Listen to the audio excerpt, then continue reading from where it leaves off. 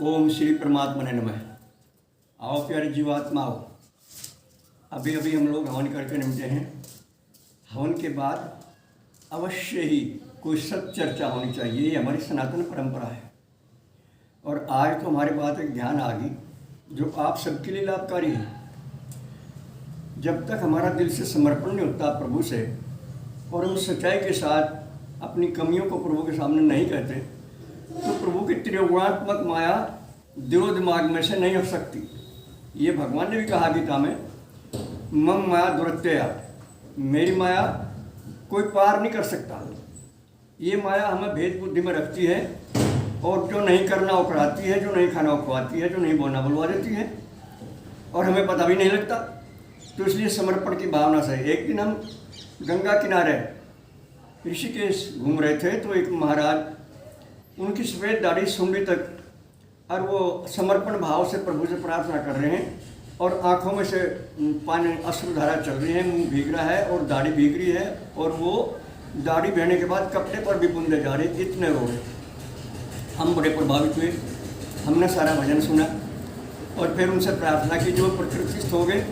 मगर महाराज जी भजन बहुत अच्छा है, हमें भी बोला हाँ लिखो। तो हमने भजन लिखा और हमने भी कई बार समर्पण प्रभु के सामने किया। आप भी करें, सुनो कितना शानदार, कितना प्रभावी और कितना सुखदायक भजन है। थारी मेहरबानी का बोझ है इतना, जिसे मैं उठाने के काबिल नहीं हूँ। मैं आ तो गया हूँ मगर जानता हूँ, थारे दर पे आने के काबिल नहीं हूँ। मैं आ तो गई हूँ मगर जानती हूँ, थारे दर पे आने के काबिल नहीं हूँ। अता की है तुमने मुझे जिंदगानी, मगर थारी महिमा नहीं मैंने जानी।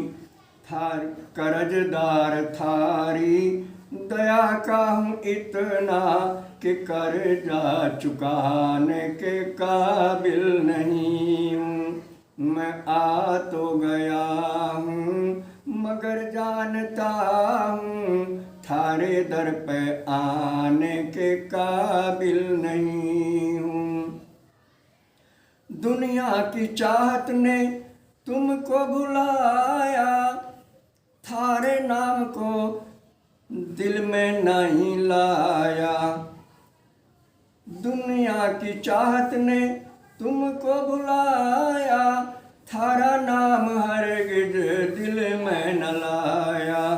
गुनाहगार हूँ मैं, खतावार हूँ मैं, तुम्हें मुँह दिखाने के काबिल नहीं हूँ। मैं आ तो गया हूँ मगर जानता हूँ, थारे दर पे आने के काबिल नहीं हूँ। ये माना के दाता हो तुम सब जहाँ के, मगर किस पे दामन फैलाऊं जाके। जो पहले दिया है वही कम नहीं है, उसी को निभाने के काबिल नहीं हूँ। मैं आ तो गया हूँ मगर जानता हूँ, थारे दर पे आने के काबिल नहीं हूँ। तमन्ना यही के सर को झुका दूँ, थारे दर्शन एक बार जी बरक कर लूँ। सेवा दिल के टुकड़ों के ए मेरे प्यारे, कुछ भी चढ़ाने के काबिल नहीं हूँ। मैं आ तो गया हूँ मगर जानता हूँ, थारे दर पे आने के काबिल नहीं हूँ। फिरता हूँ लेके गुनाहों भरा दिल, ठिकाना नहीं है नहीं कोई मंजिल। प्रभु परमेश्वर सतगुरुदेव मेरे तुम ही संभालो, थारे आजमाने के काबिल नहीं हूँ। थारी मेहरबानी का बोझ है इतना, जिसे मैं उठाने के काबिल नहीं हूँ।